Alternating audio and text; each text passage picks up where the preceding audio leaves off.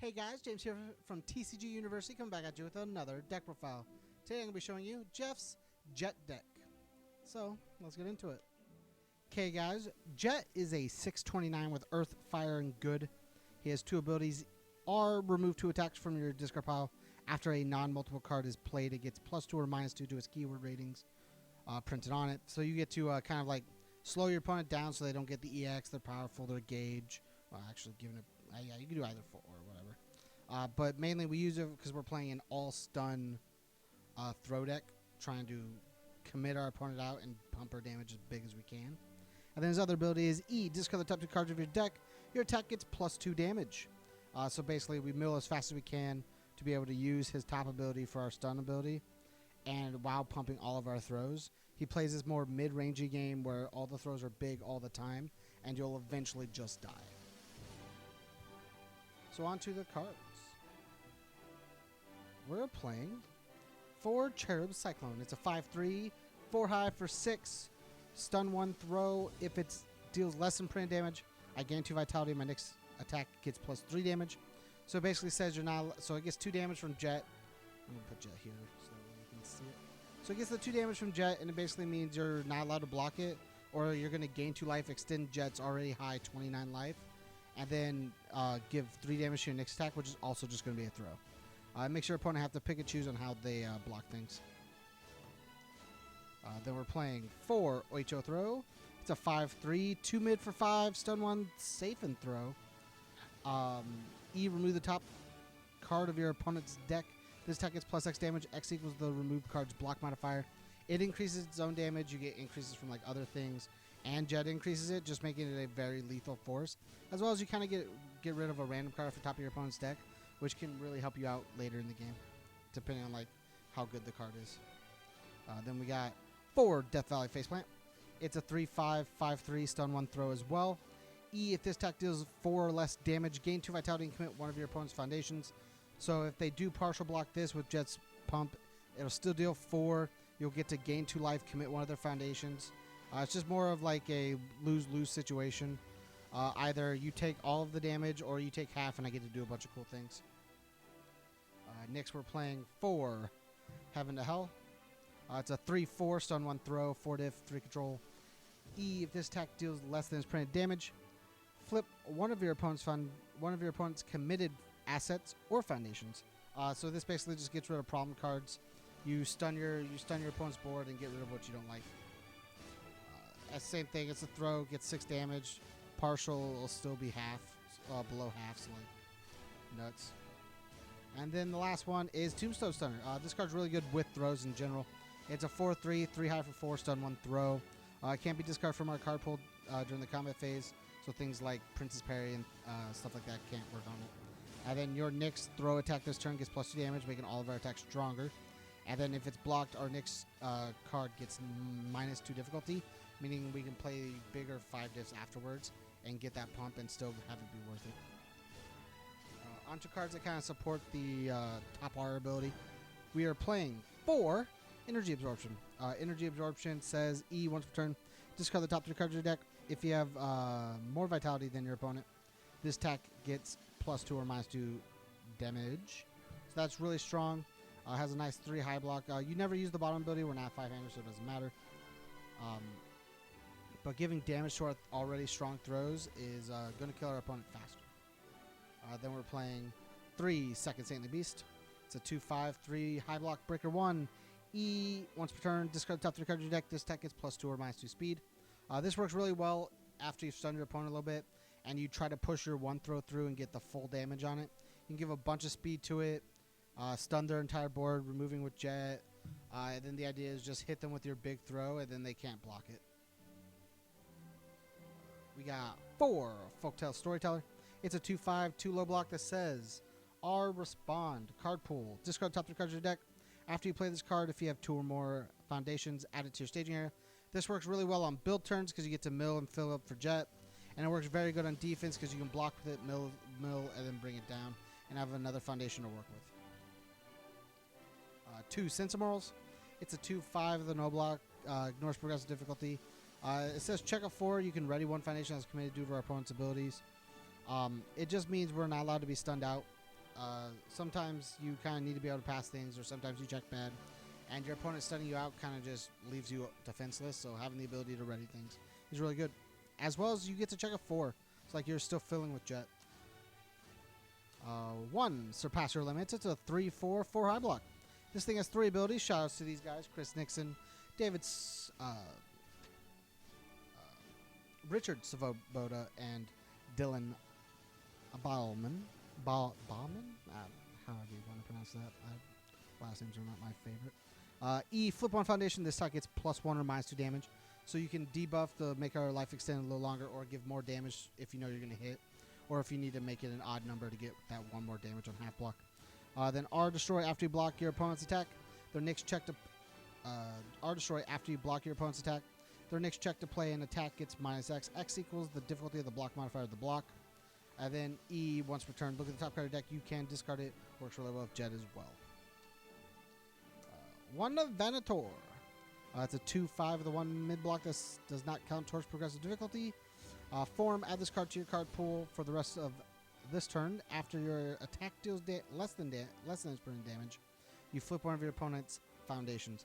This card just says our opponent's not allowed to block our attacks, or they're going to have to flip foundations. And we have a couple of cards that give us advantage by flipping foundations, but as well as it just kind of turns off our opponent's cool things that they wish they could do. 1, Clutus. It's a 2/5 1 mid-block. R, once per turn after an attack deals damage, flip 1 of your opponent's assets or foundations. All of our attacks are throws, so they're mostly always going to deal damage, meaning we're always going to get to flip 1 foundation. 1, Omega Sword and Elk Shield. It's a 1/6 with a 1 mid-block that says we can block with it from our staging area as though it's in our hand. If we block with it, the attack still deals 1 damage. And then E, twice per turn, flip 1 foundation. Both players commit 1 face-up foundation. This works really well with our idea of stunning our opponent out and getting the damage in, as well as it protects us by making sure we can partially, like, we block something and only take 1 instead of, like, shotgun take 12 or something like that. Just protects us. On to other foundations. We're playing 4 Darcy Karma. It's Revoke on a stick. It's a 3/5 1 low block. Both of its abilities are playable while committed. R, remove after an enhanced ability on a non-character card, non-weapon card is played. Cancel it. And then E, flip, return this attack to its printed speed.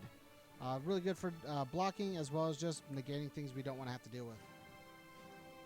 Like I said, we flip things, so Thunder's War is very good. It's a 3/5 of the 4 mid-block, but we won't ever block with it. We always want to build it because we're trying to flip our opponent's staging area and stun them out. E, commit, your attack gets +1 speed for each of your opponent's face-down foundations. If you have 30 or more cards, which we mill a bunch of cards with Jet, if we have 30 or more cards in our discard pile, it gets an additional +1 speed for each of those face downs as well. Meaning, if you have like 4 face downs in your opponent's staging area, and you have 30 cards in your discard pile, these each give a +8 speed. Meaning your throws are definitely going to hit. 2, 1 with Nature. It's a 2/5 of the 3 low block that says we can discard a card to give our opponent's block modifier +2. And then respond once per turn after we discard a card from our hand. We can give something +1 damage.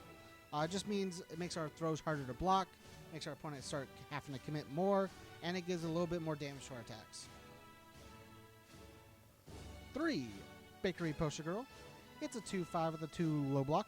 E, destroy, reduce this attack's speed to 0. Only playable if your opponent has played at least 3 or more enhances this combat phase. Playable while committed. So this card's playable while committed, drops speed to 0, and then it says if your opponent has played 3 or more enhances this combat phase. That's the entire turn. If they've played 3 enhances over the span of just 3, if they've played 1 enhance over the span of like 3 attacks, like I don't know what they're doing. Like they're playing Lord Raptor, they're not playing enhances. Like getting to 3 enhances is super easy, and then like this is just live for the rest of the turn. It's nuts. 3, Guardian of the Spear Sword. It's a nice speed reduction. It's a 2/5 of the 2 low block that says we can give -2 speed to something or -3 if it's a weapon. And then E, flip, discard 1 card. We can add 1 of our assets from our discard pile to our hand. It's really neat because we get to add any of these. The 1 mid that says we take nothing. A 1 mid just in general. A 1 mid with breaker 1 that doesn't count towards progressive. A 4 mid, 4 high. Like it gives us more options for defense.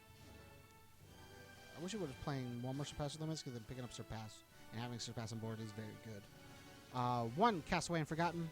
It's a 2/5 unique, no block, Earth flip 1 foundation, or Earth flip itself, discard 1 momentum.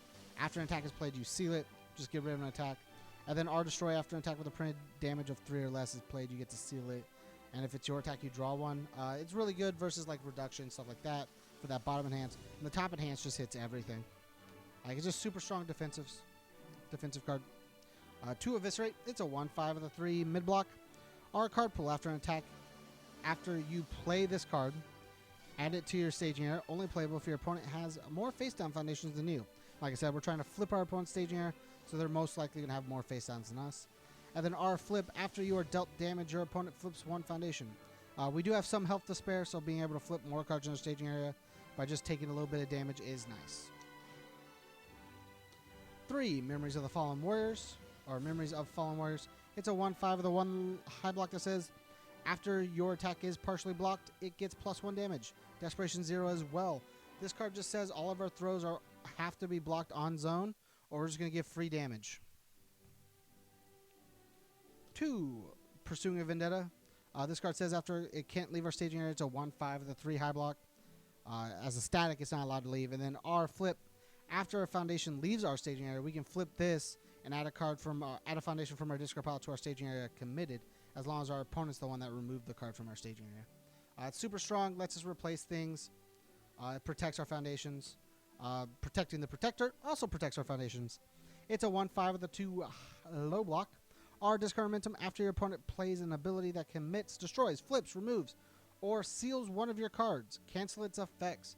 This thing has such a wide range of what it can cancel and whatnot. It's crazy. Stop, it stops stop. Destroy, it stops Toguro Brothers. Stops Humfer Spiders. Stops Xiangmi Na. Actually doesn't stop Xiangmi Na. I lied to you. Xiangmi Na doesn't directly remove. Don't listen to me. Or stops Bang. It just stops so many things that just like could be troublesome for us. And then last card in our deck is Hell's Reach. It's a 0/5 of the 3 mid block that says flip, ray this card, playable while committed. We mainly have this in here because sometimes you do have to overcommit. We are playing a lot of 5 diffs, so sometimes checking bad does happen, and just having the ability to ready either for offense or defense is just super strong. Thanks again for checking out the profile, guys. If you want to support us, go to patreon.com/TCGU University. Make sure to show Jeff some love down below for his Jet deck. Make sure to leave a like, a comment. Make sure to share it and subscribe, guys. And as always, stay learned.